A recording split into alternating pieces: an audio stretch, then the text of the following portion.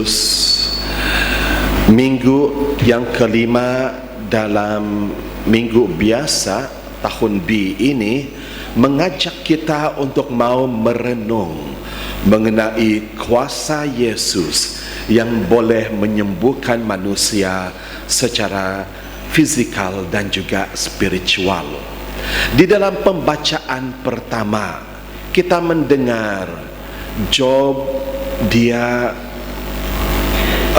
orang bilang membuat komplain kepada Tuhan karena dia mengalami banyak kesusahan di dalam kehidupan dia.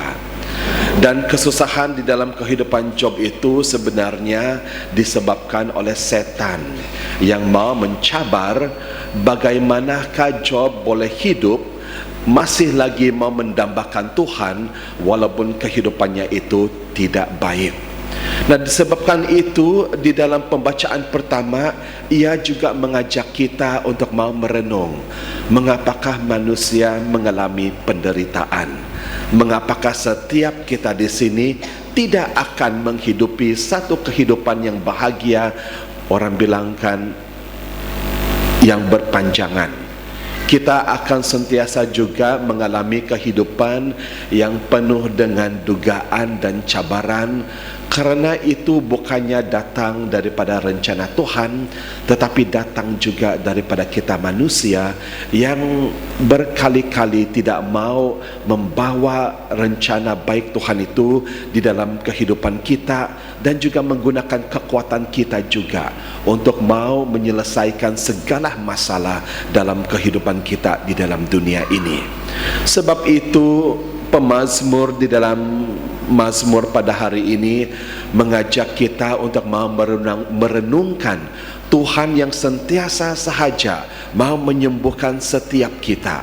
Dan ini ternyata dibuktikan di dalam pembacaan Injil pada hari ini, di mana kita melihat Yesus sendiri menyembuhkan banyak orang, dan dia juga menyembuhkan orang yang mengalami gangguan spiritual disebabkan oleh gangguan setan. Oleh itu, apakah renungan kita pada hari ini yang boleh kita bawa untuk sepanjang minggu ini berdasarkan kepada pembacaan pertama daripada Job dan juga Injil pada hari ini? Ada 5 poin yang Fada ingin tekankan di dalam pembacaan pada hari ini. Yang pertama, penderitaan manusia dan juga perjalanan manusia untuk mau mencari erti di dalam penderitaannya. Dan yang kedua, bagaimanakah di dalam penderitaan manusia itu kita boleh melihat di dalam belas kasihan Tuhan yang sentiasa sahaja mau menyembuhkan kita.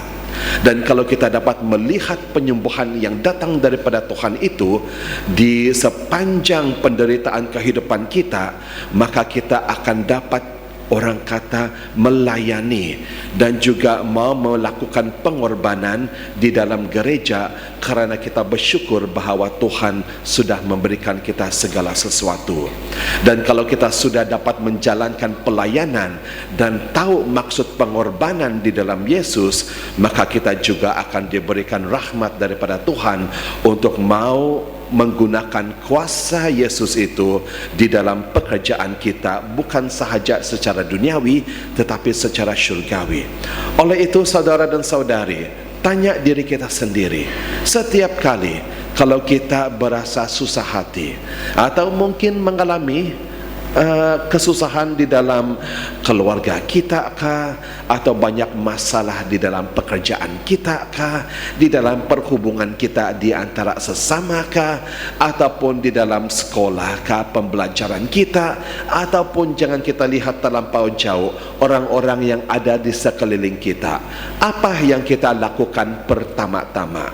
Adakah kita menggunakan kekuatan kita untuk mau menyelesaikan segala masalah dalam kehidupan, ataupun kita berpaling dan bergantung kepada Tuhan?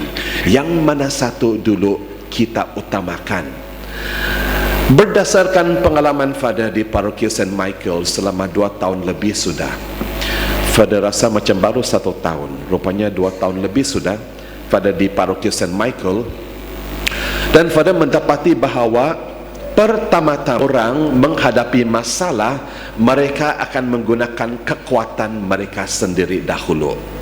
Pertama-tama. Sebab itu, apabila mereka menggunakan kekuatan mereka sendiri dan mereka mendapati bahawa mereka itu tidak kuat, mereka akan jatuh di dalam kemurungan, stres. Kenapa stres? Sebab dia tidak dapat memahami kenapakah saya tidak dapat menghadapi dugaan ini.